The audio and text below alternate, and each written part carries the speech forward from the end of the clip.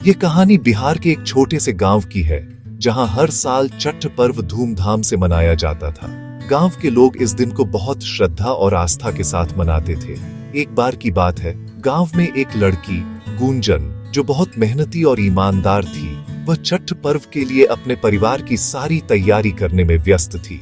गुंजन के परिवार में उसकी माँ, पापा और छोटे भाई बहन थे। उसके पिता हमेशा बीमार रहते थे और माँ घर के कामों में उलझी रहती थी। लेकिन गुंजन कभी भी अपना हौसला नहीं हारती थी। छठ पूजा का दिन उसके लिए विशेष होता था, क्योंकि इस दिन वह अपनी पूरी श्रद्धा और प्रेम के साथ सूर्य देवता की पूजा करती थी।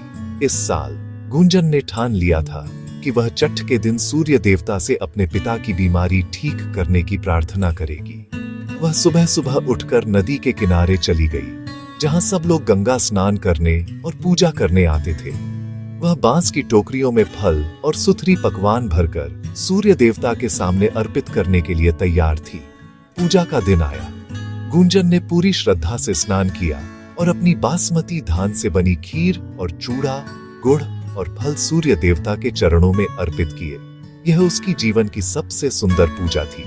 छठ पर्व के दूसरे दिन जब सूर्यास्त के समय पूजा की जाती है, तो गुंजन अपने परिवार के साथ नदी किनारे पहुंची। उसने अपने परिवार के लिए भी फल, मिठाई और पूजा की सामग्री समेटी। पूजा के बाद गुंजन ने एक छोटा सा वचन लिया, हे सूर्यदेव, मेरे पिता को स्वस्थ करो और हमारे घर को खुशहाल बनाओ। पूजा के अगले दिन गुंजन के पिता की तबीयत में सुधार आने लगा। धीरे धीरे वह ठीक हो गए। गुंजन का विश्वास सूर्य देवता में और भी बढ़ गया।